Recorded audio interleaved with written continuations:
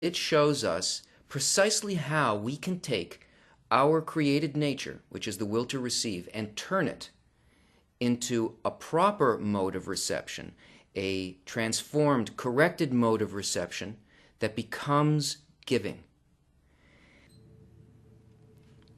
Right now, when we receive into the will to receive, we find that our experience is extremely limited. The will to receive can never be filled. Let's say there is a desire for a piece of cake, a beautiful, wonderful strawberry shortcake with whipped cream and sauce.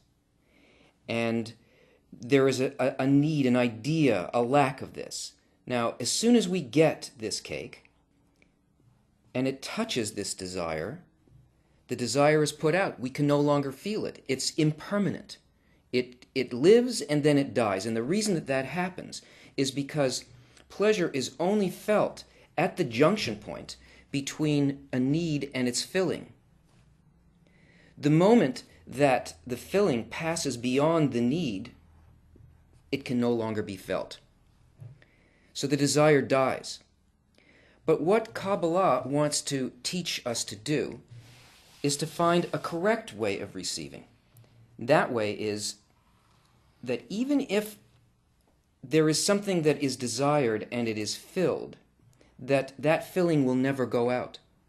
That the desire will expand and the filling will expand. And the more that the desire enters the kli, the greater the fulfillment will be. And that can only happen if we do something like what we saw in the dual phase called Bechina Gimel, in which this reception is done not for me, but it's done only in order to fulfill the thought of creation.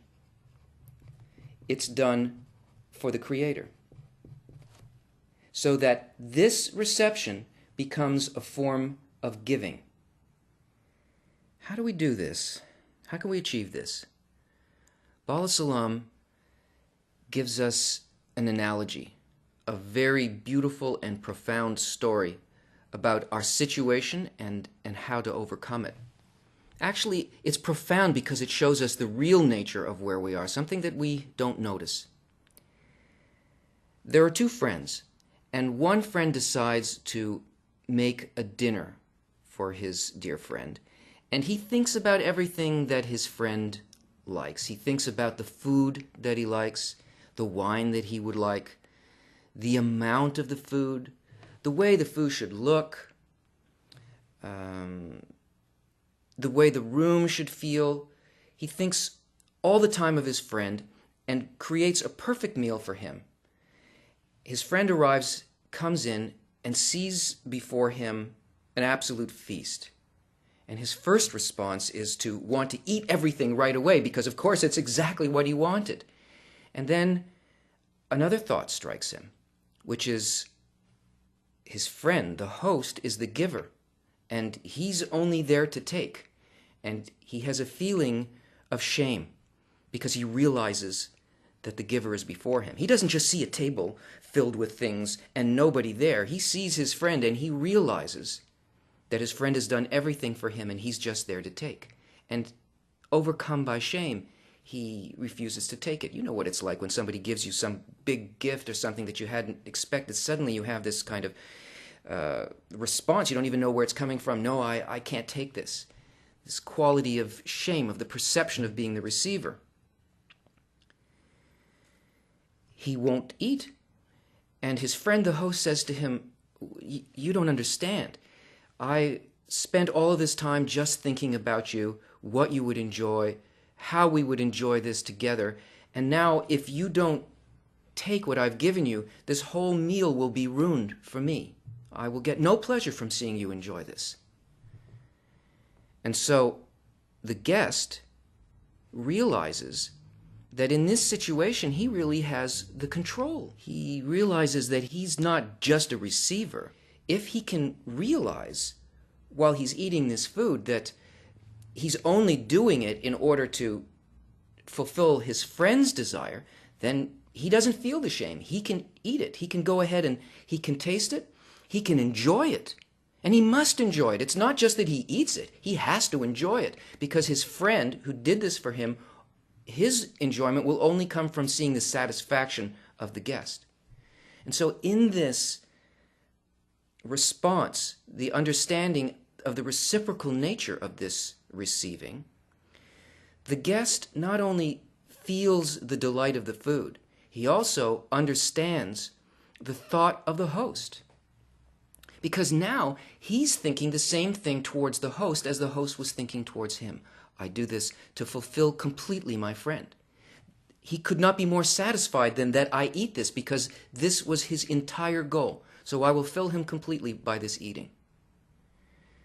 So this miracle, which is nature of being able to take the will to receive and turn it into the will to bestow, the thought to bestow. The action didn't change, but the inner action changed. The intention behind why the guest took the food and enjoyed it makes the reception giving.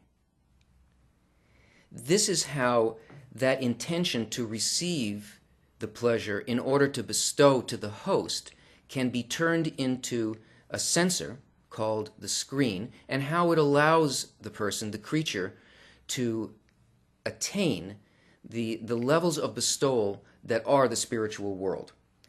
Here is our will to receive, our vessel, our kli.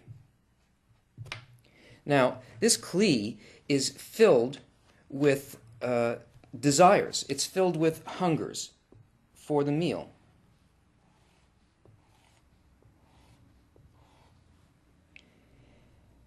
And what the creator, the host, wants to give to the creature exists outside in thoughts of bestowal. And always the light presses on us and wants to fill us with 100% unbounded delight, but only the degree to which we can receive the light on its terms, that is through giving, can we allow it to enter into the kli. Otherwise we have no sensation of it at all. Now here, in order to be able to enjoy the meal in terms of spirituality, a screen, which is an intention, is placed across the entry to our will to receive, to the kli. This intention is not to receive for myself. Once that's there, all of these other things can begin to be sensed. They can begin to be regulated, and we can determine what the experience inside of the will to receive, inside the kli, will actually be. So the first thing that we feel in the meal strikes the screen. Now, if the creature